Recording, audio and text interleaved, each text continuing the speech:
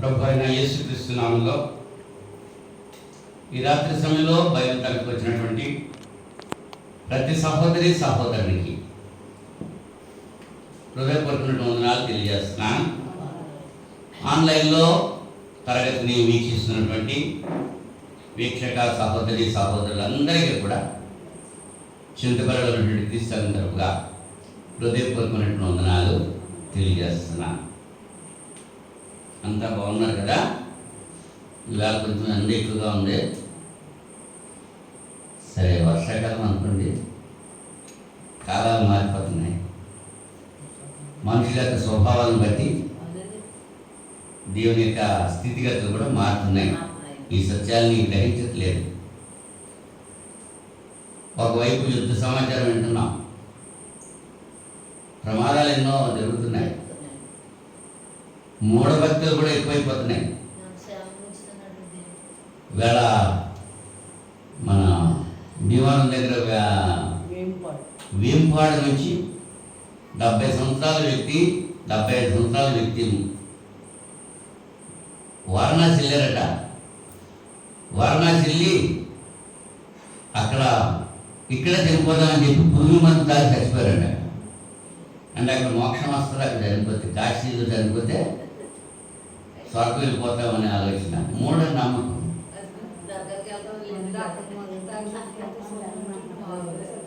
మామూలుగా చనిపోతే అదవుతుంది. చావాలని మందు తాగి చచ్చిపోతే ఎక్కడికి వెళ్ళిపోతారు? దేవుడి ఇచ్చిన ఆత్మ తీసుకుంటానికి నీకు హక్కేది? మూఢనమ్మకాలు అలాగే ఉన్నాయి.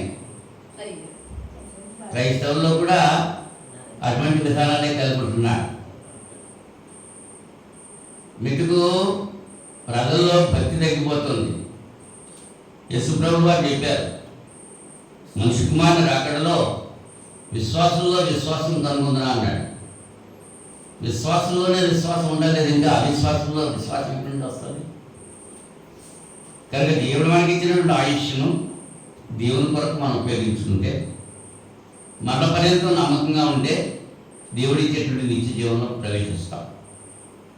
కారణం, దేవుడు నమ్మదగిన వాడు, అబద్ధమాడ నేరని దేవుడు. దేవుని గురించి సత్యం తెలుసుకుంటే, దేవుని గురించి ఆ దేవుని యొక్క లక్షణాలు కలిగి ఉన్నాడు అనేటువంటి ఆలోచన కలిగి ఉంటే మానవుడు పాపం చేసే అవకాశం ఉంది. దేవుడు అంటే ఎరగకే పాపం చేస్తున్నాడు. కనుక ఎరిగినటువంటి వారు ఎరగని వారికి చెప్పాలి. దేవుని గురించి వెలిగింపబడ్డ దీపం అనేక దీపాలు వెలిగించాలి. మనం దేవుల్లో ఉన్నాము, దేవుని యొక్క వాక్యం మనం నేర్చుకుంటున్నాం, అనుసరిస్తున్నాం. అలా లేనటువంటి వాళ్ళకి మనం మాదిరిగా ఉండాలి అనేటువంటి విషయాన్ని మనం మనసులో ఉంచుకొని జీవించాలి. గత శుక్రవారంలో పతనమైనటువంటి మానవునికి దేవుని యొక్క ఏర్పాటు ఏమిటో అనేటువంటి విషయాన్ని మనం ఆలోచన చేశాం. సువార్త ప్రకటించడం జరిగింది, సంఘాన్ని ఏర్పాటు చేయడం జరిగింది. ఈ రెండు విషయాలు జాగ్రత్తగా మనం ఆలోచన చేస్తే, పాపంలో పడ్డటువంటి మానవుడు లోకంలో ఉండిపోయి లోక అధికారైనటువంటి సాతానికి లోనై జీవిస్తున్నాడు.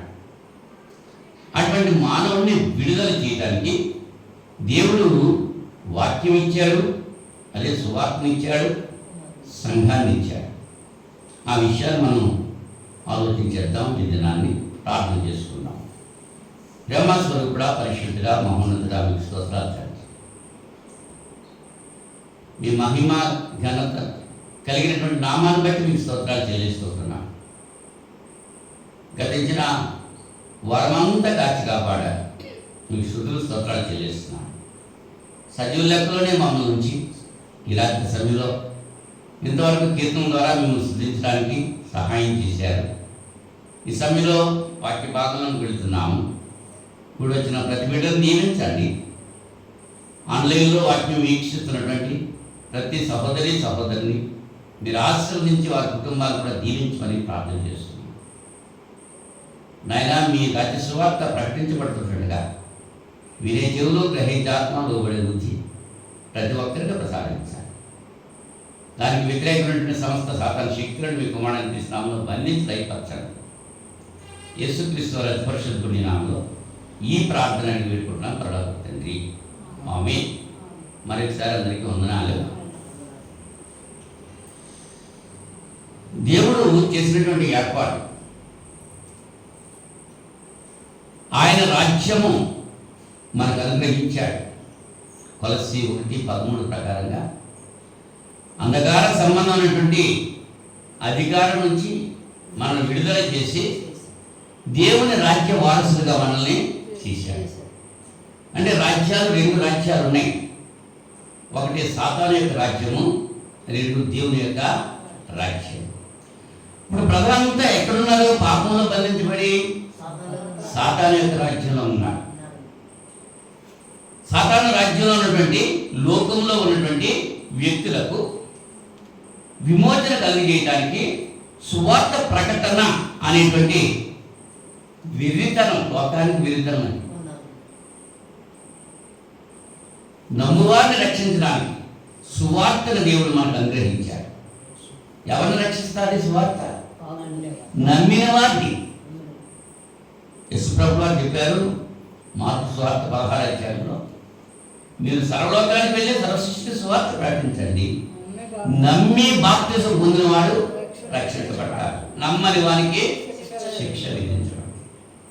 మత్తయి సువార్తలో కూడా ఆయన చెప్తున్నారు, నేను మీకు ఏ ఏ సంగతులను ఆజ్ఞాపించానో, ఏ ఏ సంగతులను బోధించానో వాటిని గైకొనవలనని ఆజ్ఞాపించాను. వాటిని గైకోవాలి. వాళ్ళకేమో బోధించారు అపొస్తలుల బోధ. ఆ బోధ ప్రకారంగా మనం జీవించాలని ఆజ్ఞాపిస్తున్నాడు. అంతటా అందరూ మారుమనసు పొందాలని ఆజ్ఞాపిస్తున్నాడు. ఆ అజ్ఞాన కాలాలను దేవుడు చూసి చూడనట్టు ఊరుకున్నాడు. ఇప్పుడైతే అంతటా అందరూ మారుమనసు పొందాలని ఆజ్ఞాపిస్తున్నాడు. ఆజ్ఞను అతిక్రమిస్తే పాపం కలుగుతుంది. పాపం వల్ల వచ్చేటువంటి జీతం మరణం అవుతుంది. క్రీస్తునందు అనేటువంటి పరిధి దేవుడు మన కొరకు ఏర్పాటు చేశాడు. క్రీస్తులో ఉంటే సంఘంలో ఉంటాం అన్నమాట. సంఘం అనేటువంటి శరీరానికి శిరస్సు క్రీస్తు కనుక క్రీస్తులో అంటే సంఘంలో అనేటువంటి విషయాన్ని మనం ఆలోచన కలిగి ఉండాలి. క్రీస్తులో ఉన్నానంటే సంఘంలో ఉన్నాను. అది ఎందుకు మనకు అనుగ్రహించాడు అనంటే పాపం చేయకుండా బ్రతకాలని. లోకంలో పాపం చేశాము, మరి క్రీస్తులో కూడా పాపం చేస్తూ ఉంటే క్రీస్తులో ఉన్నట్ట లేనట్ట? లేనంటే.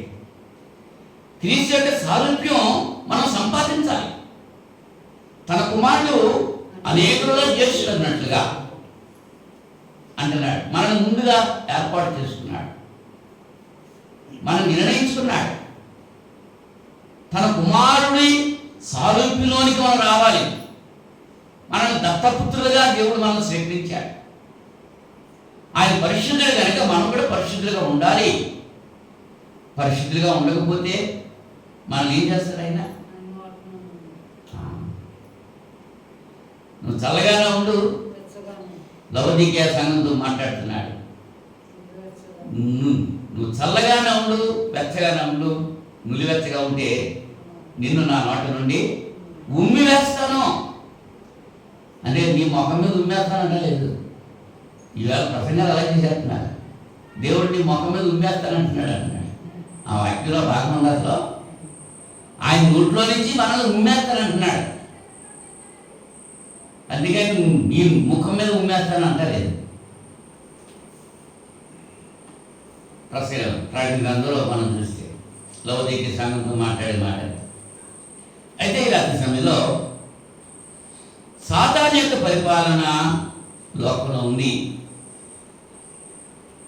క్రీస్తు యొక్క పరిపాలన సంఘంలో ఉంది.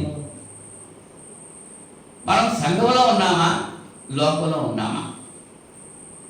లోకంలో ఉన్నటువంటి మనల్ని సువార్త ప్రకటన ద్వారా సంఘంలోకి తీసుకొచ్చాడు. వినుట వల్ల విశ్వాసం కలుగుతుంది. వినుట, క్రీస్తుని గురించిన వార్త. ఇవాళ క్రీస్తుని గురించి చెప్తుంటే వినడానికి చెవులు పనిచేయట్లా. కట్టుకథలు పెట్టికథలు చెబుతూ ఉంటే నిద్రపోకుండా చెవులు దిక్కబడుచుకుని వింటూ ఉంటారు. యేసుక్రీస్తుల గురించి బోధిస్తూ ఉంటే, సువార్త ప్రకటిస్తుంటే, యేసుప్రభు యొక్క జనన మరణ పునరుత్థానాలే సువార్తను చెప్పబడుతుంటే ఆ పెద్ద తప్పగా ఉందండి, మాకేం అక్కర్లేదు, మాకు ఎక్కట్లేదంట. మరి ఏం కావాలంట? దాన్ని మించి ఏం కావాలి మనకి? వినడం వల్ల విశ్వాసం కలుగుతుంది. వినుట క్రీస్తుని గురించినటువంటి వార్త. క్రీస్తు గురించి వింటే నువ్వు రక్షించబడతావు. యేసు ప్రభువు దేవుని కుమారుడని నీ నోటితోనూ ఒప్పుకొని, దేవుడు మృతుల్లో నుంచి ఆయన లేపాడని నీ హృదయంలో విశ్వసిస్తే నువ్వు రక్షించబడతావు. రోమపత్రిక 10వ అధ్యాయంలో ఈ మాట మనం చూస్తున్నాం. ఒక వ్యక్తి రక్షించబడాలంటే యేసు ప్రభు దేవుని కుమారుడని ఒప్పుకోవాలి, దేవుడు ఆయన మృతుల నుంచి లేపాడని విశ్వసించాలి. ఈ రెండు జరిగినప్పుడే నువ్వు రక్షించబడతావు. ఇవాళ దేవుడు ఆయన మృతుల్లో నుంచి లేపాడనేటువంటి మాట నమ్మట్లేదు చాలామంది. ఆయనే లేచిపోయాడు అంటున్నారు, అప్పుడు ఆయనే దేవుడు అంటున్నారు. నన్ను ఒప్పుకున్నవాడు, తండ్రిని కుమారుని ఒప్పుకున్నవాడు నిత్య జీవం పొందాడంటున్నాడు. తండ్రిని ఒప్పుకోవాలి, కుమారుని ఒప్పుకోవాలి. ఎవరిలో ఒకరు ఒప్పుకోవడం కాదు. ఈ లోకంలో అనేకమైన బోధలు బయలుదేరి. అయితే ఇలాంటి సమయంలో సాతాను యొక్క పరిపాలన ఏ రీతిగా ఉంటుందో, క్రీస్తు యొక్క పరిపాలన ఎలా ఉంటుందో అనేటువంటి విషయాన్ని మనం ఆలోచించేటప్పుడు ప్రయత్నం చేద్దాం. మొదటిగా సాతాను యొక్క పరిపాలనలో పాపము ఉంటుంది. రోమపత్రిక 3వ అధ్యాయం 23వ వచనంలో, రోమపత్రిక 3వ అధ్యాయం 23వ వచనంలో, ఏ భేదమును లేదు, అందరూ పాపము చేసి దేవుడు అనుగ్రహించే మహిమను పొందలేక. ఏ భేదం లేదు. చిన్న పెద్ద, దేశం ఆ దేశం ఈ దేశం, ఆ కులం ఈ కులం, ఏ భేదం లేదు. అందరూ కూడా దేవుడు అనుగ్రహించే మహిమ పొందలేకపోవడం గల కారణం పాపం. యెషయా గారు అంటారు, మీ రక్షింప నేరకినట్లు యెహోవా హస్తం గురించి కాలేదు, విన నేరగినట్లు ఆయన చెవులు మందం కాదు. మీ పాపములే ఆయనకు మీకు అడ్డుగోడలే ఉన్నాయి. సూర్యుడు ప్రకాశిస్తున్నాడు, వేడి పడుతోంది. అందరి మీద పడుతుందా, కొందరి మీద పడుతుందా? అబ్బాయి వీడి మీద నేను ప్రకాశించనని చెప్పాడు. లేదు. అయితే కొంతమంది ఏం చేస్తున్నారు, గొడుగులు అడ్డు పెట్టుకుంటున్నారు, కొంతమంది పందిర్లు వేసుకుంటున్నారు, కొంతమంది ఇల్లు కట్టుకుని ఇల్లు లోపల ఉంటున్నారు, కొంతమంది. ఆ లోపల ఉన్న వాడికి ఎండ వస్తుందా? రాదు. మరి లోపల ఎండ రావట్లేదు కదా అని ఎండ బయట లేదా? సూర్యప్రకాశం జరుగుతుందా లేదా? జరుగుతుంది. కానీ సూర్యుడు ప్రకాశించేటువంటి ఆ ప్రకాశం మన మీదకి రాకుండా మనం అడ్డు పెట్టుకుంటున్నాం. అలాగనే దేవుని యొక్క మహిమ మన మీదకి రాకుండా ఉండటానికి మనం పాపము అడ్డు వస్తుంది. అదే చెప్తున్నాడు ఇక్కడ. ఈ భేదము లేదు, అందరూ పాపం చేసి దేవుడు అనుగ్రహించే మహిమ పొందలేకపోతున్నారు. కాబట్టి నమ్మువారు ఆయన కృపచేతనే క్రీస్తు యేసునందరి విమోచనము ద్వారా ఉచితముగా నీతిమంతులను తీర్చబడుతున్నారు. క్రీస్తు యేసునందరి కృప వల్ల ఉచితముగా అనేటప్పటికీ అది చాలా తేలిగ్గా ఉంటుంది. అవునా కదా? ఫ్రీగా ఇచ్చిందని ప్రెషియస్గా మనం చూసుకోలేము. అదే డబ్బులు ఇచ్చుకొని కొనుక్కున్నాం అనుకో, చాలా జాగ్రత్తగా వాడుకుంటూ ఉంటాం.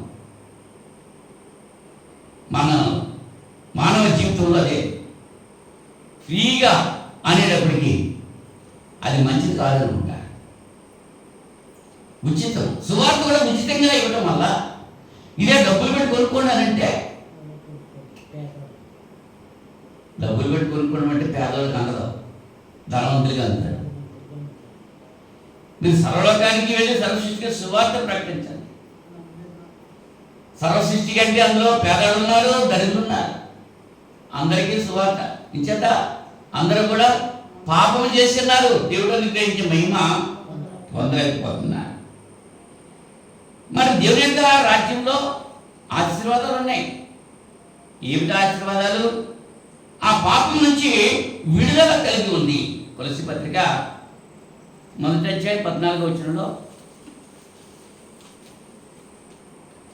ఆ కుమారుని యందు మనకు విమోచనము అనగా పాప క్షమాపణ కలుగుతున్నది. దేవుని రాజ్యంలో పాప క్షమాపణ ఉంది. సాతాను యొక్క రాజ్యంలో పాపం ఉన్నది. అర్థమవుతుందా? సాతాను రాజ్యంలో సాతాను యొక్క పరిపాలన లోకంలో అది అంధకార సంబంధమైన అధికారం. పాపం ఉంది. అందులో నుంచి సువార్త ప్రకటన ద్వారా మనం పాపం నుంచి విడుదల పొందుతున్నాం. అదే ఇక్కడ 13వ వచనంలో ఆయన అంటాడు, కొలస్సీ పత్రిక 1వ అధ్యాయం, ఆయన మనను అంధకార సంబంధమైన అధికారములో నుండి విడుదల చేసి తాను ప్రేమించిన తన కుమారుని యొక్క రాజ్య నివాసులుగా చేశాడు. ఆ కుమారుని యందు మనకు విమోచనము అనగా పాప క్షమాపణ కలుగుతున్నది. ఆయన అదృశ్య దేవుని స్వరూపే సర్వ సృష్టికి ఆది సంభూతుడై ఉన్నాడు. ఎలయనగా ఆకాశమందున్నవి, భూమి యందున్నవి, దృశ్యమైనవి కానీ అదృశ్యమైనవి కానీ, అవి సింహాసనములైనను, ప్రభుత్వములైనను, ప్రధానులైనను, అధికారములైనను, సర్వమును ఆయన యందు సృజించబడిను. సర్వమును ఆయన ద్వారాను ఆయన బట్టి సృజించబడిను. ఆయన అన్నిటికంటే ముందుగా ఉన్నవాడు. ఆయనే సమస్తమునకు ఆధారభూతుడు. సంఘము అను శరీరమునకు ఆయనే శిరస్సు. ఆయనకు అన్నిటిలో ప్రాముఖ్యము కల నిమిత్తము ఆయన ఆది అయ్యుండి మృదులో నుండి లేచుట్లో ఆది సంభూతుడు. ఆయన స్పష్టంగా చెప్తున్నాడు ఇక్కడ కొలస్సీ పత్రికలో, సంఘము అను శరీరమునకు ఆయనే శిరస్సు. ఆయనే శిరస్సు అంటే ఆయన మాత్రమే శిరస్సు, ఇంకెవరిని శిరస్సు పెడతాకి వీల్లేదు. గణపతులు కానీ పెట్టేసుకున్నారు, బాప్తిస్టులు కానీ పెట్టేసుకున్నారు, రకరకాలు సంఘానికి పేర్లు పెట్టేసుకుని ఆ శిరస్సు అని పట్టణ. కానీ లేఖనం ఏం చెప్తుంది? సంఘముని శరీరానికి ఆయనే శిరస్సు. క్రీస్తు శిరస్సుగా ఉన్నటువంటి సంఘములో నువ్వు ఉంటేనే నువ్వు నిత్యజీవం పొందేటువంటి అవకాశం ఉంటుంది. అలాగని ఆయన సంఘంలో ఉండి నీ ఇష్టానుసారంగా జీవిస్తూ ఉంటే అప్పుడు నిత్యజీవం రాదు. నువ్వు బయట ఉండి ఎంత భక్తిగా ఉన్నా నిత్యజీవం లేదు నీకు. శతాధిపతి ఎంతో భక్తి కలిగి ఉన్నాడు, ధర్మకార్యాలు ఎన్నో చేశాడు, అయినా సరే అతనికి నిత్యజీవం గురించి ఆలోచన లేదు. పేతురుగా వెళ్ళి సువార్త ప్రకటించాక అప్పుడు అతను సత్యాన్ని తెలుసుకుని తన బంధువులందరితో కలిసి రక్షించబడ్డాడు. ఈవేళ తెలిసి ఉండి కూడా తెలియనట్లుగా ప్రవర్తిస్తున్నారు. దానికి కారణం ఏంటంటే సాతాను యొక్క, అంటే దేవుని యొక్క శక్తి వాళ్ళకి తెలియట్లేదు. సాతానే శక్తిమంతుడు అనుకుంటున్నారే తప్ప దేవుడు సర్వశక్తిమంతుడు అనేటువంటి విషయం మనకు తెలియదు. లోకంలో అంటే సాతాను యొక్క పరిపాలనలో రెండోది ఏముందంటే మరణం ఉన్నది. రోమపత్రిక 6వ అధ్యాయం 23వ వచనంలో సాతాను రాజ్యంలో మరణం ఉన్నదండి. పాపము వలన వచ్చు జీతము మరణము. అయితే దేవుని కృపావరము మన ప్రభువైన క్రీస్తు యేసునందు నిత్య జీవం. లోకంలో పాపం ఉన్నది, పాపంలో వచ్చే జీతం మరణం.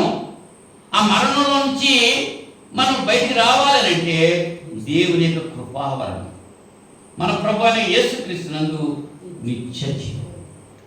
ఎవరైతే సువార్తకు లోబడతారో వాడు ఆ పాపములో నుంచి బయటికి వస్తారు, ఆశీర్వాదం పొందుతారు, వాళ్ళు నీతిమంతులుగా తీర్చబడతారు. రోమపత్రిక 3వ అధ్యాయంలో 24వ వచనం నుంచి 26వ వచనం వరకు కూడా అదే విషయం తెలియజేస్తున్నారు. క్రీస్తు యేసునందలి కాబట్టి నమ్మువారు ఆయన కృప చేతనే క్రీస్తు యేసునందలి విమోచనము ద్వారా ఉచితముగా నీతిమంతులను తీర్చబడుతున్నారు. పూర్వము చేయబడిన పాపములను దేవుడు తన ఓరిమి వలన ఉపేక్షించినందున ఆయన తన నీతిని కనపరచవలనని క్రీస్తు యేసు రక్తమునందలి విశ్వాసము ద్వారా ఆయనను కరుణాధారముగా దేవుడు ఇప్పటి కాలమందు తన నీతిని కనపరిచిన నిమిత్తము తాను నీతిమంతుడును యేసునందు విశ్వాసము గలవారిని నీతిమంతులుగా తీర్చివాడిన ఇళ్ళకు ఆయన అలాగు చేసి యేసునందు విశ్వాసం ఇచ్చిన వారు నీతిమంతులుగా తీర్చబడుతున్నారు. యేసును నమ్మితే, యేసునందు విశ్వాసం ఉంచితే నువ్వు పాపంలో ఉండి నశించిపోకుండా యేసునందు నువ్వు రక్షించబడతావు, నిత్య జీవం పొందుతావు, నీతిమంతులుగా తీర్చబడతావు.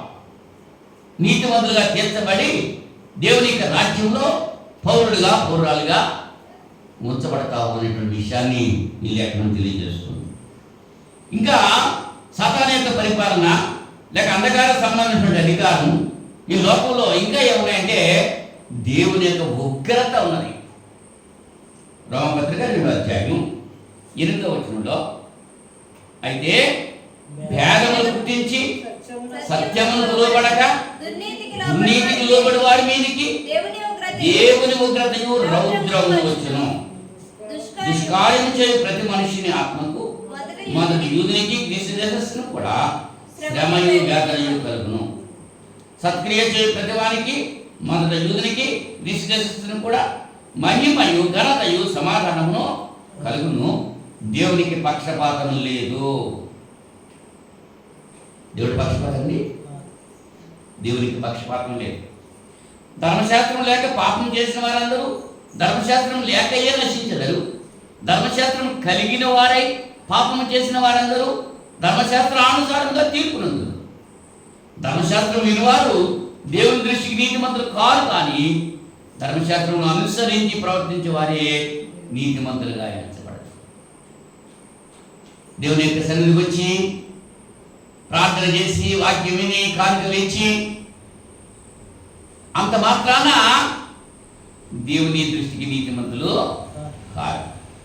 మరెవరట?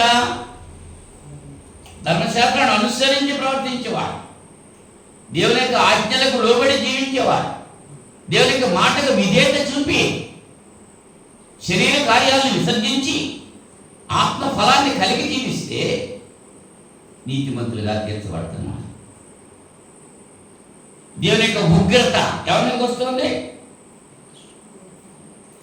వ్యాధులను పుట్టించేటువంటి వారు, సత్యానికి లోబడకుండా ఉండేవారు, దుర్నీతికి లోబడేటువంటి వారి మీదకి, దేవుని నీతి విడిపెట్టేసి దుర్నీతిని వెంబడించేటువంటి వారి మీదకి దేవుని యొక్క ఉగ్రత వస్తుంది.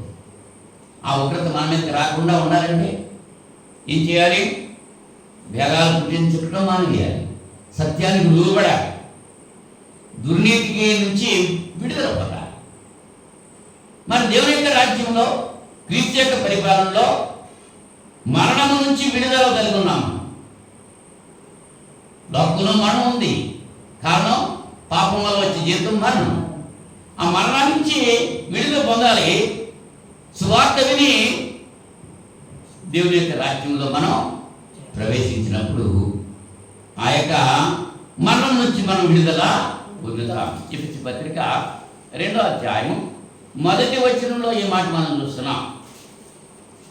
ఎఫెసీ పత్రిక 2వ అధ్యాయం 1వ వచనం, మీ అపరాధముల చేతను పాపముల చేతను మీరు చచ్చిన వారి ఉండగా ఆయన మిమ్మల్ని క్రీస్తుతో కూడా బ్రతికించారు. ఆయన అంటే ఎవరికా? దేవుడు. మన అపరాధముల చేత పాపముల చేత చచ్చిన వారు. మరణాలు ఎన్ని రకాల మరణాలు ఉన్నాయి అమ్మా? 2 ఇది కాదండి, 3 అవి 3 కాదండి, సివిల్గా చెప్పాలి. మరణాలు తెలుసుకోండి. 3 రకాలైన మరణాలు. ఒకటి ఆత్మీయ మరణం. అదే ఇక్కడ చెప్తున్నాడు, మీ అపరాధముల చేత, మీ పాపముల చేత మీరు చచ్చిన వారై ఉన్నారు. అటువంటి పరిస్థితిలో సువార్త ద్వారా దేవుడు తన క్రీస్తులో మిమ్మల్ని బ్రతికించాడు. ఆత్మీయ మరణం. రెండవ మరణం భౌతిక మరణం. ఈ శరీరం చనిపోవడం, ఈ శరీరాన్ని ప్రాణం విడిచి వెళ్ళిపోవటం, అది భౌతిక మరణం.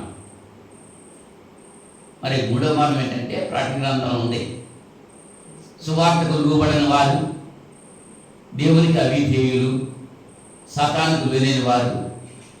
ఒక లిస్ట్ ఇచ్చాడు అక్కడ. వాళ్ళంతా కూడా అగ్ని గంధకంలో పడవేయబడతారు.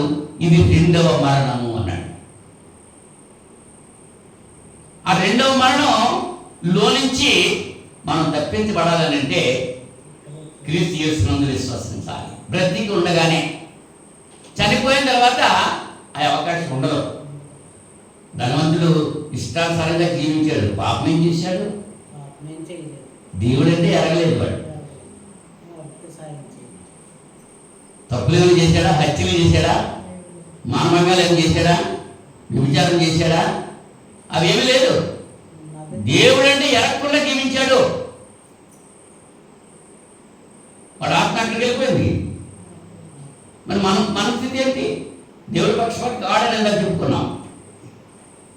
దేవుడికి పక్షపాతం లేదు. వాడు ఎవడైనా సరే అందరూ సమానమైనవి.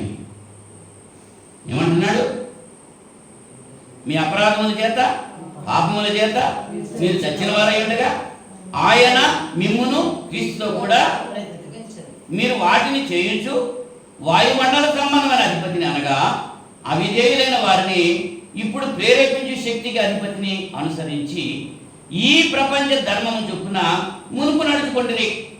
మునుపు అంటే క్రీస్తులోకి రాకముందు నడుచుకున్నారు అలాగా. ఇప్పుడు క్రీస్తులోకి వచ్చిన తర్వాత ఇంకా ఎక్కువగా నడుచుకుంటారు అలాగా. అంత ముందే పాపంట. అవునా? కొంతమంది ఏం చేస్తారు, అన్యులుగా ఉన్నప్పుడు ఆచరించలే ఆచారాలు, క్రైస్తవులు అయిన తర్వాత అన్ని ఆచారాలు ఎక్కువైపోతున్నాయి. అవునా కదా? అని అటువంటి వాళ్ళ మీదకి ఏమొస్తుంది? దేవునికి ఆశీర్వాదం వస్తుందా? దేవునికి ఉగ్రత వస్తుందా? ఆ ఉగ్రత వచ్చింది. ఎందుకు వచ్చింది ఉగ్రత అని ఆలోచన లేదుగా. మేము ఇలా దేవుని బిడ్డలము, దేవుని పనులు చేసి మానేసి అన్యుల పనులు చేశాము, అన్యులు లేక ప్రవర్తించాము. అందుకే ఈ శిక్ష వచ్చింది మనకు. ఇప్పుడైనా సరే మార్పు చెందుదాం, అన్యుల వల్లే మనం ఉండొద్దు, నిజమైన క్రైస్తవుగా జీవిద్దాం అని వీళ్ళు బుద్ధి వస్తుందా? ఆ బుద్ధి లేదు. ఇంకా బండకెత్తిపోతున్నారు అంతే. ఇంకా ఎక్కువైపోతున్నా. దేవుని మాట లోబడతలేదు. అటువంటి వాళ్ళ మీదకి దేవుని యొక్క ఉగ్రత వస్తుంది. లోకంలో ఉన్నప్పుడు దేవునికి దూరంగా ఉన్నాం. సాతాను అధికారం కింద ఉన్నప్పుడు దేవునికి దూరంగా ఉన్నాం.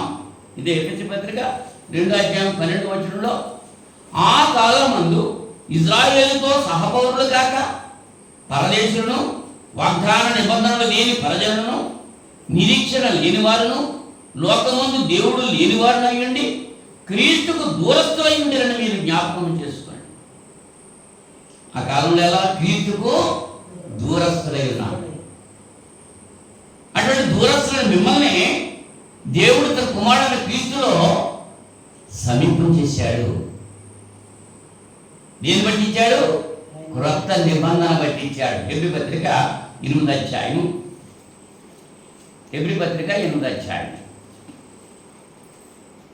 7 నుంచి.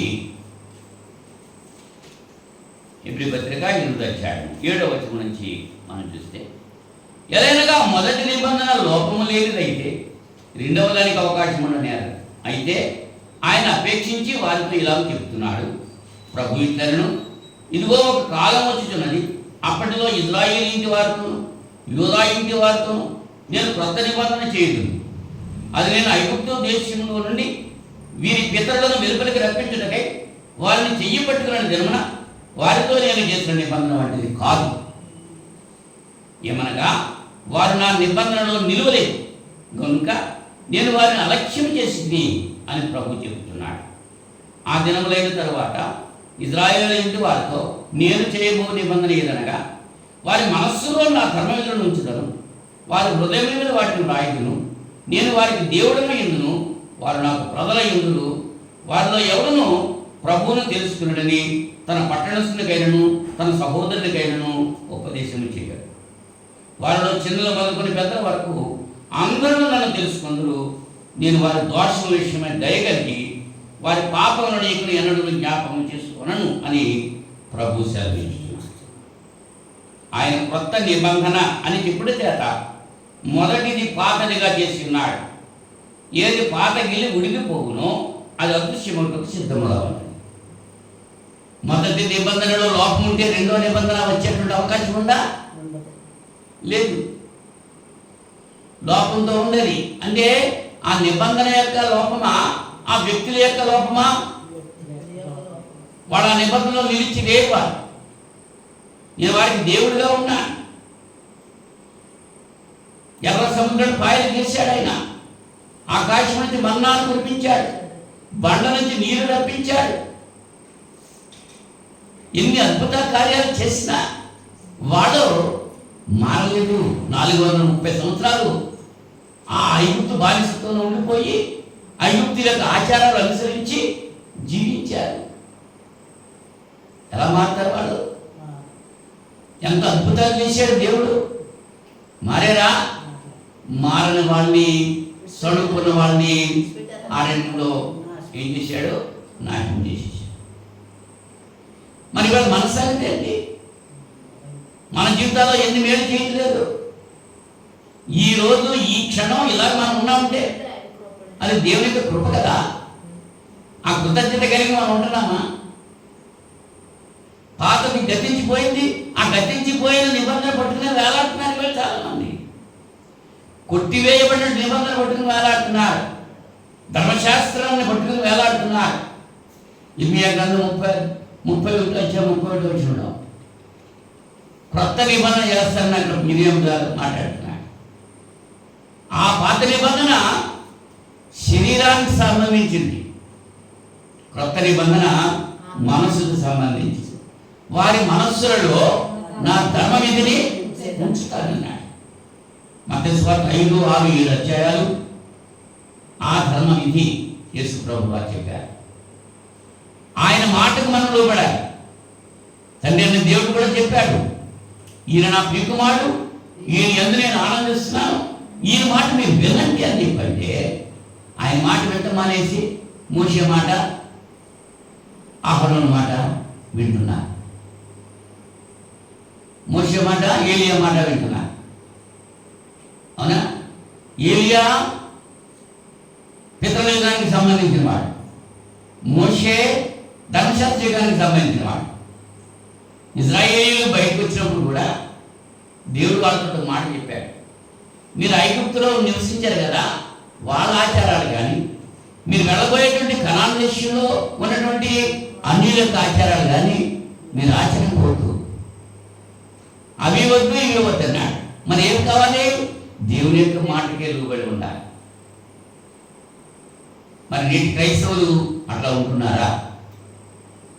మా పితరులు ఎలా చెప్పారండి, మా ఆచారాలు ఎలా ఉన్నాయండి, వీటిని అనుసరిస్తాం మేము, దేవుని యొక్క వాక్యం మాకు అక్కర్లేదంటున్నాను. ఇవాళ ఏ కార్యక్రమం చేసినా ప్రతిదానికి సమయం ఉంటుంది, కానీ దేవుని వాక్యానికి సమయం ఉంటుందా? 10 నిమిషాలు చెప్పండి, లేదా 5 నిమిషాలు చెప్పండి, లేదా పావుగంట చెప్పండి, 12 అయ్యేటప్పుడు ముగించేయండి, 11కి మొదలెట్టంగా.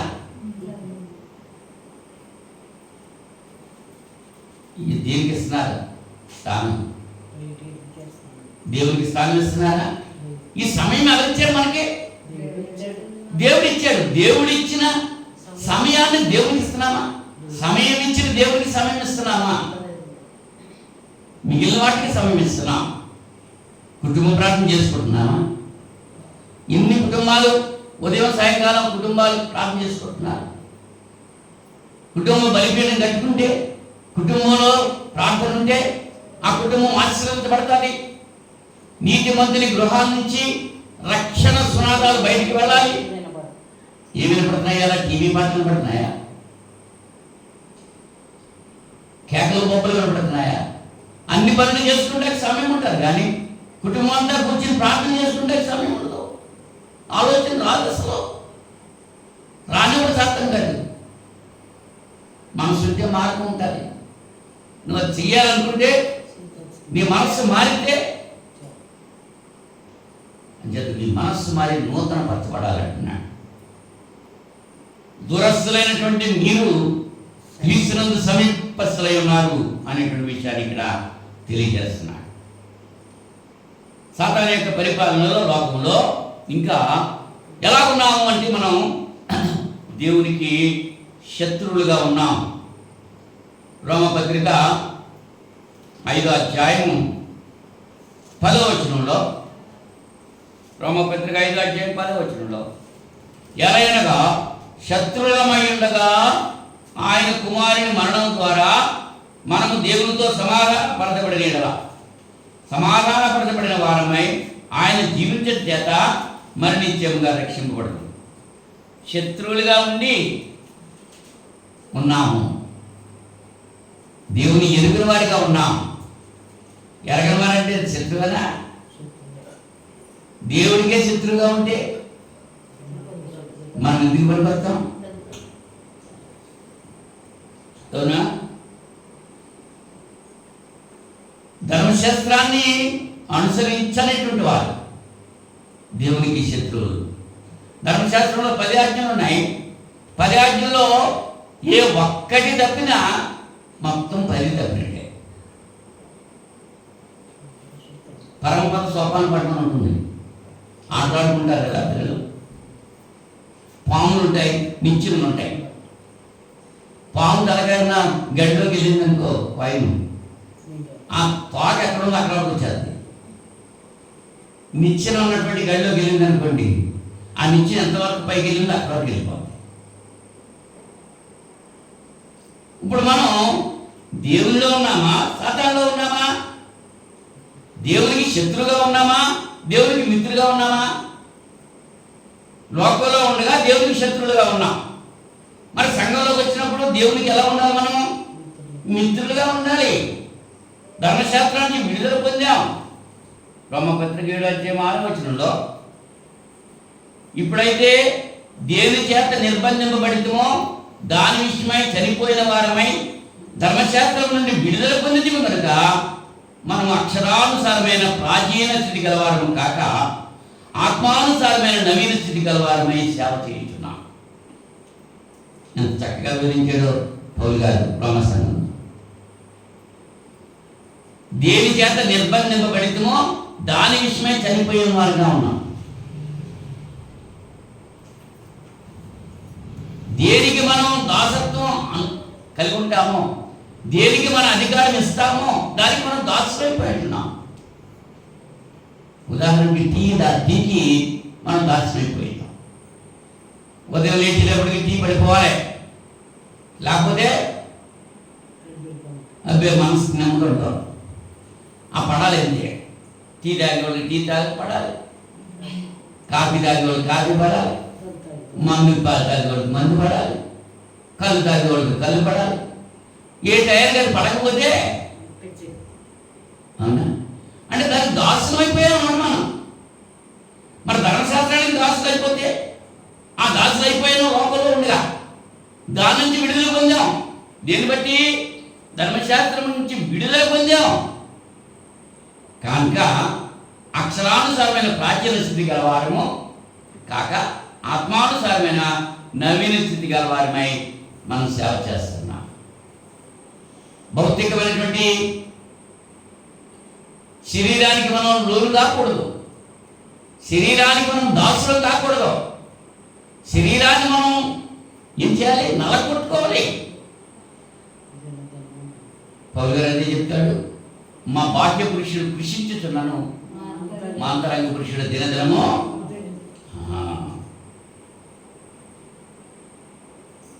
ధర్మశాస్త్రం నుంచి విడుదల పొందాము. దేవుని రాజ్యంలో మనం ఉన్నప్పుడు ధర్మశాస్త్రం నుంచి విడుదల, ఇంకా ధర్మశాస్త్ర క్రియలు చేయడానికి వీల్లేదు, కానీ చేసేస్తున్నారు కదా. ఎవరు చేస్తున్నారు? క్రైస్తవులు అనుకున్న వాళ్ళే. సమాధుల దగ్గరికి వెళ్ళిపోయి కొవ్వొత్తులు అగ్రపులు వెలిగించేసి ఆ సమాధులకు ఏం చేస్తున్నారు? మిజాయిక్ రాళ్ళు వేసేస్తున్నారు, అబ్బా అలంకరించేస్తున్నారు. కొన్ని లక్షలు ఖర్చు పెట్టేసి అలంకరించేస్తున్నారు సమాధులు. అక్కడ ఉన్నాడా?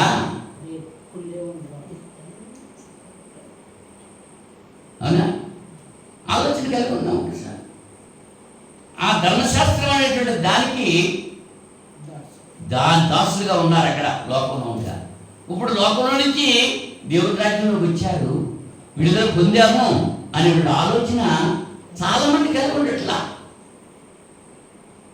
చిలక జోషింతో వస్తూ ఉంటారు కదా, చిలకను పట్టుకుని ఆ పేకలు ఏదో వేసి రాముడు తీయి, రాముడు దాని పేరు రాముడు అంట.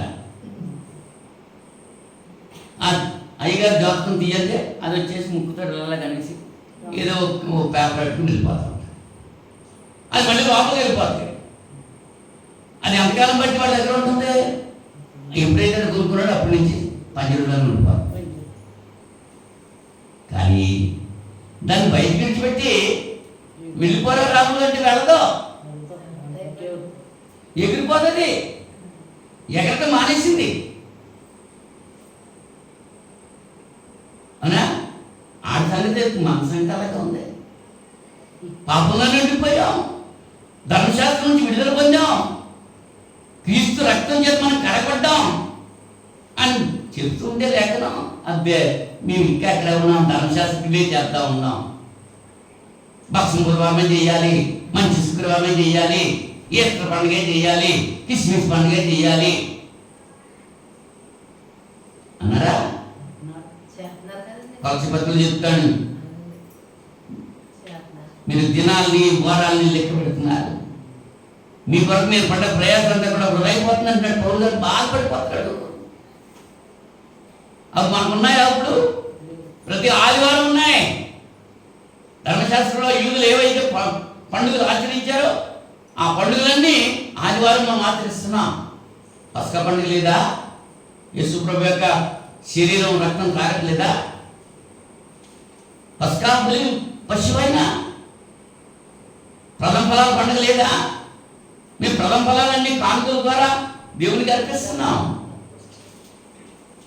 ప్రతిష్ఠిత అర్పణలో ఇస్తున్నాము. అర్పణ పండుగ ఉందా ఆదివారం? ఏం లేదండి. ప్రతి ఆదివారం పండుగే. నిర్లక్ష్యం చేసేవాడికి నిర్లక్ష్యమే, ఆచరించేవాడికి ఆచరణే. అంటే ఎలా ఉన్నవాడు అలాగే ఉండమంటున్నాడు ప్రకటన గ్రంథం 22వ అధ్యాయంలో. ప్రతి వానికి వాని జీతం, వాని క్రియలకు ప్రతిఫలం నేను జీతం పట్టుకొస్తున్నాను. లోకంలో దేవునికి శత్రువుగా ఉన్నాము. దేవుని రాజ్యంలో, దేవుని సంఘంలో ధర్మశాస్త్రాల నుంచి విడుదల పొందాం. ఇక లోకంలో నిబంధన లేనటువంటి వారిగా ఉన్నాం. లోకంలో ఉన్నాయా నిబంధనలు? రూల్స్ అండ్ రెగ్యులేషన్స్ ఉన్నాయా ఇక్కడ లోకంలో? తండ్రిలాగా ఉండాలి, భార్యలాగా ఉండాలి, భర్తలాగా ఉండాలి, పిల్లల్లాగా ఉండాలి అనేటువంటి నియమ నిబంధనలు లోకంలో ఉన్నాయా? లేవు. మనకి సంఘంలో జీవము గల దేవుని సంఘంలో జనులు ఎలా ప్రవర్తించాలో తెలియజేస్తారు. లోకంలో అటువంటి నిబంధనలు లేవు. ఎవరిష్టానుసారంగా వాడు. మరి అలాగే సంఘంలో కూడా ఉంటే నువ్వు సంఘంలో చేసిన ప్రయోజనం ఉందా? సంఘంలో మనకి కుమారత్వం ఉంది. ఎఫెసీ పత్రిక 1వ అధ్యాయం 1వ అధ్యాయం 4 నుంచి 6 వచనాలు చూస్తే, ఇట్లనగా తన ప్రియుని యందు తాను ఉచితముగా మనకు అనుగ్రహించిన తన కృపామహిమకు కీర్తి కలిగినట్లు తన చిత్త ప్రకారమైన దయాసంకల్పం చూపున యేసుక్రీస్తు ద్వారా తనకు కుమారులుగా స్వీకరించుటకై మనలను ముందుగా తన కోసం నిర్ణయించుకుని మనము తన ఎదుట పరిశుద్ధులమును నిర్దోషములై ఉండవలనని జగత్తు పునాది వేయబడక మునిపే ప్రేమ చేత ఆయన క్రీస్తులో మనలను ఏర్పరచుకుని. ఎవరు ఏర్పాటు చేసుకున్నారు? ఎవరిలో ఏర్పాటు చేసుకున్నాడు? ఎవరిని ఏర్పాటు చేసుకున్నాడు? మనల్ని. జగత్తు పునాది వేయబడక తన కుమారుని తన ప్రియనియందు తాను ఉచితముగా మనకు గ్రహించిన తన కృపామహిమ కీర్తి కలగా. ఎవరండి? 3వ వచనంలో మన ప్రభు అయిన యేసుక్రీస్తు యొక్క తండ్రి యొక్క దేవుడు స్తుతింపబడునుగాక. ఆయన అంటే తండ్రి అయిన దేవుడు క్రీస్తు నందు పరలోక విషయములలో ఆత్మ సంబంధం ప్రతి ఆశీర్వాదము మనకు అనుగ్రహించారు. క్రీస్తు నందు అంటే క్రీస్తులో, అంటే సంఘములో, క్రీస్తు రాజ్యములో ఆత్మ సంబంధమైనటువంటి ఆశీర్వాదాలు ఉన్నాయి. ఇక్కడ అవి ఈ లోకంలో లేవు. భౌతికమైన ఆశీర్వాదాలు ఉండొచ్చు అక్కడ, కానీ ఆత్మ సంబంధ ఆశీర్వాదాలు బయట. ఈ లోకంలో నిబంధనలు లేనటువంటి వారిగా ఉన్నాం, కానీ దేవుని రాజ్యంలో నిబంధనలు ఉన్నాయి. ఉన్నాయా లేదా? పరిశుద్ధ మనకి కుమారత్వం ఇచ్చాడు. మన పరిశుద్ధాత్మ వరం మనకి ఇచ్చాడు దేవుడు. ఇచ్చాడా? లోకంలో ఉందా? అపొస్తలుల కార్యాలు 2వ అధ్యాయము, అపొస్తలుల కార్యాలు 2వ అధ్యాయము 32వ వచనం. పేతురు గారు చెప్పేటువంటి మాట 2వ అధ్యాయము 32వ వచనం. పేతురు మీరు మారు మనసు పొంది పాప క్షమాపణ నిమిత్తము ప్రతివాడు యేసుక్రీస్తు నామమున బాప్తిస్మము పొందుడి, అప్పుడు పరిశుద్ధాత్మ వరం మీరు పొందుదురు. పరిశుద్ధాత్మను వరముగా దేవుడు మనకి ఇచ్చాడు. దేవునికి వాక్యం విని మారు మనసు పొంది పశ్చాత్తాపడి బాప్తిస్మం పొందినప్పుడు పరిశుద్ధాత్మ వరం దేవుడు మనకి. ఆ పరిశుద్ధాత్మను ఆర్పకూడదు. ఆ పరిశుద్ధాత్మను మనలో నుంచి తరిమివేయకూడదు. ఎప్పుడు పోతాడు, ఎప్పుడు పారిపోతాడు పరిశుద్ధాత్మను మనలో నుంచి? అంచేత నీలో ఉన్న ఆత్మను ఆర్పుతున్నాడు. శుద్ధమైన హృదయం కలిగి జీవించాలి. హృదయ శుద్ధిగా వారు ధన్యులు, వారు దేవుని చూస్తారు. నీ హృదయం ఎలా ఉంది? ఈ రాత్రి సమయంలో ఇర్మియా గారు అయితే హృదయం ఘోరమైన వ్యాధి కలదని చెబుతున్నాడు. అటువంటి వ్యాధితో నీ హృదయం ఉందా? క్రీస్తు రక్తం చేసి కడగబడి పవిత్రుని హృదయం కలిగి ఉన్నావా? ఈ రాత్రి సమయంలో ఆలోచన కలిగి ఉండాలి. లోకంలో నిరీక్షణ లేదు. తర్వాత ఏమవుతుందో అన్నది మనకు తెలియదు. లోకంలో ఉన్న వాళ్ళకి చనిపోయిన తర్వాత ఏమవుతాం అన్న సంగతి వాళ్ళకి తెలియదు. దశరుడి పత్రికలో అదే చెప్తున్నాడు పౌలు గారు. నిరీక్షణ లేని ఇతరుల వలె మీరు దుఃఖపడద్దు. క్రీస్తు మృతుల్లో నుంచి ఎలాగైతే లేపబడ్డారో, క్రీస్తునందు నిద్రిస్తున్నటువంటి మనం కూడా ఆయనతో కూడా లేపబడతాము. ఆ నిరీక్షణ మనం కలిగి ఉన్నాం. దేవుని రాజ్యంలో, క్రీస్తు యొక్క పాలనలో ఆ నిరీక్షణ మనం కలిగి ఉన్నాం. లోకంలో ఆ నిరీక్షణ లేదు. సంఘంలో సభ్యత్వం మనం కలిగి ఉన్నాం. ఆరాధన చేయడానికి అవకాశం దేవుడు ఇచ్చాడు. యోహాను సువార్త 4వ అధ్యాయము 23-24 వచనాల్లో దేవుడు ఆత్మ కనుక ఆయన ఆరాధించేవారు ఆత్మలో సత్యంతోను. ఈ ఆత్మలో సత్యంతో ఆరాధన లోకంలో జరుగుతుందా? డప్పులతోటి, కంజీలతోటి, తప్పట్లతోటి, గంతులతోటి జరుగుతుంది. అంటే గంతులతోటి, తప్పట్లతోటి, వాయిద్యాలతోటి జరిగే ఆరాధన లోక సంబంధుల ఆరాధనది, ఆత్మ సంబంధుల ఆరాధన కాదు. వీళ్ళు ఆ డప్పులు కొడితేనే, తప్పట్లు కొడితేనే అంతే. మరి వీళ్ళంతా ఎవరు? ఆ వేళ కర్మేలు పర్వతం మీద బయలు ప్రవక్తలు ఏం చేశారు? శరీరాలను గాయపరుచుకున్నారు, పొరడంతో కొట్టుకున్నారు, రక్తాలు కారిపోతున్నాయి. ఓ డాన్స్లు వేసేస్తున్నారు, కొట్టేసి పెట్టుకున్నారు.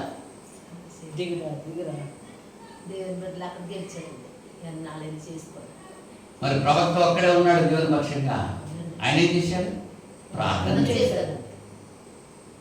బయలు ప్రవక్తలేమో డ్యాన్సులు వేశారు, గోల చేశారు. ఇవాళ గోల చేసేవాళ్ళంతా ఎవరు? అబ్బే దావీదు వల్లే నాట్యం ఆడదాం అనుకున్నాను.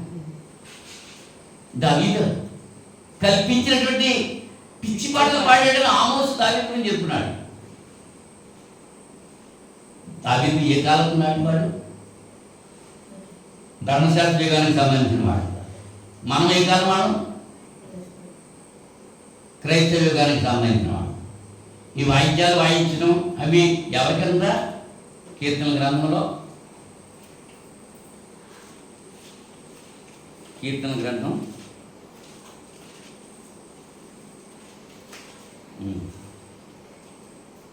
81వ అధ్యాయం. కీర్తన గ్రంథం 81వ అధ్యాయం. మనకు బలమై ఉన్న దేవునికి ఆనందగానము చేయుడి, యాకోబు దేవుని బట్టి ఉత్సాహధ్వని చేయుడి, కీర్తన ఎత్తుడి, గిలక తప్పెట పట్టుకునుడి, స్వరమండలమును మనోహరమైన సితారును వాయించుడి, అమావాస్య నాడు కొమ్ము ఊదుడి, మనం పండుగ ఆచరించు దినముకు పున్నమ నాడు కొమ్ము ఊదుడి. ఏం చేయాలంట? గిలక తప్పెట పట్టుకోవాలంట, స్వరమండలం మనోహరమైన సితార వాయించాలంట. అంచేత వాయిస్తున్నారు వీళ్ళు అప్పుడు. కానీ అది ఎవరికంట? 4వ వచనంలో ఏమంటున్నాడు? అది ఇశ్రాయేలుకు కట్టడా, యాకోబు దేవుడు నిర్ణయించిన చట్టము. ఎవరికి కట్టడది? మనగా? మనం ఇశ్రాయేలీమా? ఇవాళ ఇశ్రాయేలు యుద్ధం చేస్తున్నారు, ఇరాన్ దేశంతో యుద్ధం చేస్తున్నారు. ఇజ్రాయేలీకేమో అమెరికా సపోర్ట్ ఇస్తుంది, ఇరాన్ వాడికేమో చైనా సపోర్ట్ ఇస్తుంది. యుద్ధం జరుగుతుంది. చూస్తారా ఒకసారి?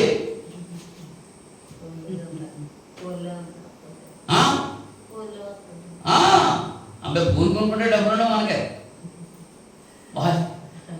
బైబిల్ కొనుక్కుంటే డబ్బులు, కీర్తన పుస్తకాలు కొనుక్కుంటే డబ్బులు అవునా? మిగిలినవన్నీ అబ్బో వేలకు వేలు ఖర్చు పెట్టేస్తారు. కుటుంబంలో ఒక బైబిల్ ఉంటే రాలేండి. కుటుంబంలో 5 ఉన్నారు, కానీ ఎన్ని బైబిల్ ఉన్నాయంట? ఒకటి కాదు, అది కూడా పూర్తిగా రావాలి, డబ్బులు కొనుక్కోకూడదు.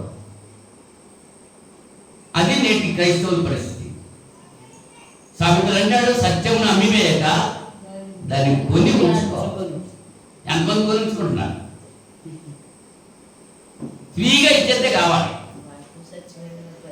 దేవుడు ఉచితంగానే ఇచ్చాడు, వాక్యం ఉచితంగా ఇచ్చాడు, మరి మనం కొనుక్కోద్దా? ఎవరికంటే కట్టడది? ఎవరికి చట్టం అది? మరి తప్పట్లు కొట్టేవాడు, వాయిద్యాలు వాయించేవాడు అంతా ఎవరు? ఇశ్రాయేలీలా? మరి ఇశ్రాయేల్ కానప్పుడు ఇశ్రాయేలీలాగా చేయటమేంటి? పెదవులతో గణపరుస్తున్నారు కానీ హృదయం దూరంగా ఉందంటున్నాడు. ఆచారాలు, అన్యుల ఆచారాలు ఆచరిస్తున్నారు కానీ వాళ్ళ హృదయంలో నాకు చూడలేదు అంటున్నాడు. పైకి భక్తి గలవారండి, దాని శక్తిని ఆశ్రయించిన వారిగా ఉన్నారు. ఇప్పుడు ఉందా శక్తి? ప్రార్థనా శక్తి ఉందా? నువ్వు ప్రార్థన చేస్తున్నావా? దినానికి ఎన్నిసార్లు ప్రార్థన చేస్తున్నావు? ఎంతసేపు మోకరించి ప్రార్థన చేస్తున్నావు? ఎంతసేపు దేవునికి వాక్యం ధ్యానిస్తున్నావు? రోజుకి 24 గంటలు దేవుడు ఇచ్చాడు నీకే. అందరికీ 24 కదా? ఎవరికైనా 26 కానీ 23 కానీ ఉన్నాయా? మరి దేవుడు ఇచ్చిన సమయాన్ని దేవుడికి ఇస్తున్నావా? 24 గంటల్లో ఆయన భాగం అంతా 2 గంటల 40 నిమిషాలు. ఆ 2 నిమిషాలు 40 సెకండ్లు దేవుడికి ఇస్తున్నావు. ఆ సమయంలో ప్రార్థన చేస్తే, ఈ సమయంలో ప్రార్థన చేస్తే టైం వేస్ట్ అనుకుంటున్నాడు. ఆ మేకలు కాసుకోవచ్చు, లేకపోతే కోళ్ళు అమ్ముకోవచ్చు, లేకపోతే కుక్కలు కొట్టుకోవచ్చు, ఉద్యోగం చేసుకోవచ్చు. ఆ టైంలో పరిగెత్తుకోవచ్చు అనుకుంటున్నాడు అంతే తప్ప దేవుడిలో ప్రార్థన చేయాలి అనే ఆలోచన కలిగి ఉన్నాడా మానవుడు? యెహోవా ధర్మశాస్త్రం ఉంది ఆనందించు దివారాత్రులు దాన్ని ధ్యానించేవాడు ఎవడో వాడే ధన్యుడు. ఆ ధన్యత అక్కర్లేదా? లోకంలో ధన్యత జరుగుతుందా? సంఘంలో జరుగుతుంది. దేవుని రాజ్యంలో జరుగుతుంది. దేవుని యొక్క రాజ్యంలో ఆయన రక్తం ఉన్నది, శుద్ధమైన రక్తం ఉన్నది. యోహాను మొదటి పత్రిక 1వ అధ్యాయం 7వ వచనంలో,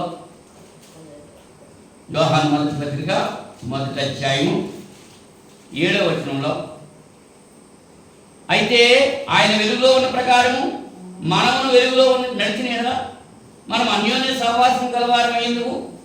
అప్పుడు ఆయన కుమారుడైన యేసు రక్తము ప్రతి పాపం నుండి మనం పవిత్రులుగా చేయును. ఆయన కుమారుడైన యేసు రక్తము అని రాయబడ్డది అక్కడ. అంటే దేవుని రక్తం అనలేదు అక్కడ, దేవుని కుమారుడైన క్రీస్తు రక్తము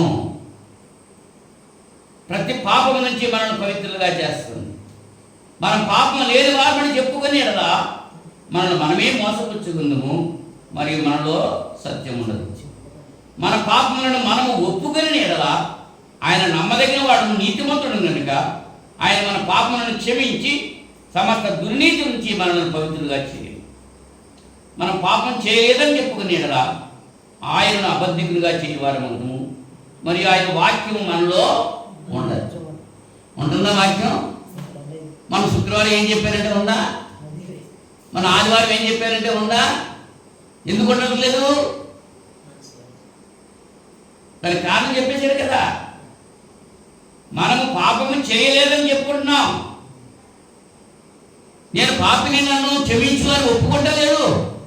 చేసే పాపాలు చేస్తూనే ఉంటున్నారు, వాటిని విడిచిపెట్టలేదు. తాగేవాడు తాగుతున్నాడు, పేకాడి వాడాడుతున్నాడు, దుర్మాడి వాడాడుతున్నాడు, కోడి పందాలు పీసి పడేస్తున్నాడు, వ్యభిచారాలు చేసేవాడు చేస్తూనే ఉంటున్నాడు, అబద్ధాలు అవి కూడా ఆడుతూనే ఉన్నాడు, మోసం చేసేవాడు మోసం చేస్తూనే ఉన్నాడు. ఏది మానుతున్నాడు? దేవుని రాజ్యంలోకి వచ్చాను పేరే మెడలో సిరివేసుకుంటున్నాడు అంతే. మనసులో ఉందా సిలువ? దేవుడు కోరుకుంటున్నాడు మీ హృదయంలో నాకు చోటు కావాలని. ఆయన మనలో ఉంటే పవిత్రమైనటువంటి హృదయం కలిగి ఉంటాం. ఆయన చెప్తున్నాడు, నేను పవిత్రుడను, మీరు కూడా పవిత్రులుగా ఉండాలి. పరిశుద్ధత లేనివాడు నా దగ్గర ఉండడానికి వీలు లేదన్నాడండి. పరిశుద్ధతతో దేవుని సన్నిధికి రావాలి. దేవుని రాజ్యంలో పరిశుద్ధత ఉన్నది. లోకంలో భ్రష్టత్వం ఉంది. సాతాను యొక్క రాజ్యంలో భ్రష్టత్వం ఉంది.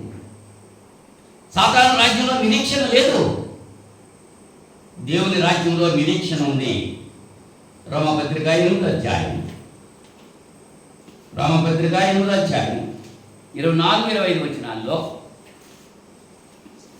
ఎలాగనగా మనము నిరీక్షణ కలిగిన వారమై రక్షింపబడినవి. నిరీక్షింపబడినది కనబడినప్పుడు నిరీక్షణతో పని ఉండదు. తాను చూచుతున్న దాని కొరకు ఎవడు నిరీక్షించును? మనం చూడని దాని కొరకు నిరీక్షించిన ఎడలా ఓపికతో దాని కొరకు కనిపెట్టదు. బస్ స్టాండ్లో నుంచున్నాం, బస్ కోసం బస్ వస్తుందని చూస్తున్నాం. వచ్చే టైం అయింది కాబట్టి బస్సు వచ్చేసింది, ఇంకా బస్ వస్తుందా అని చూస్తావా? వచ్చిన బస్సులో ఎక్కి వెళ్ళిపోవాలి, అంతేగాని ఇంకా బస్సు వస్తుందని చూస్తూ ఉంటావా? నిరీక్షణ లేనటువంటి ఇతరులలో మీరు దుఃఖపడద్దు.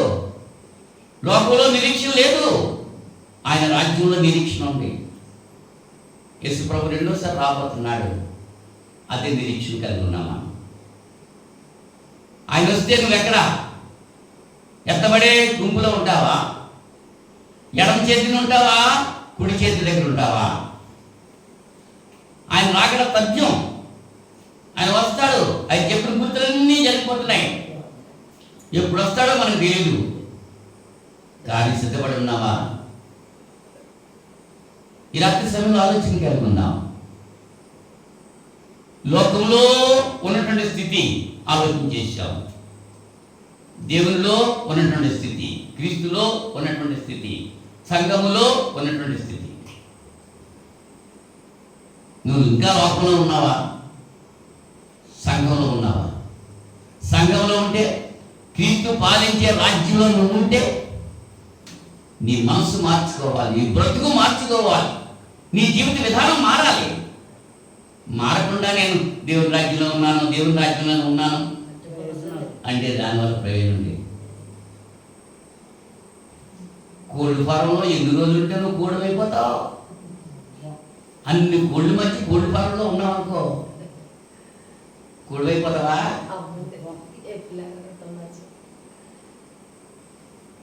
ఈ రాత్రి సమయంలో ఆలోచన కలిగి ఉన్నావు. ఇంకా లోకంలోనే ఉన్నావా? సువార్త వలన ఆ లోకంలో నుంచి దేవుని రాజ్యంలోకి వచ్చి దేవుని రాజ్య పౌరురాలుగా ఎలా జీవించాలో అలాగ జీవిస్తేనే మరణించిన తర్వాత మనం నిత్య జీవము పొందుతాం. బ్రతికి ఉండగా సమాధానం కలిగి ఉంటాం. చచ్చిపోయిన తర్వాత కాదు, మనకి బ్రతికుండగానే సమాధానం.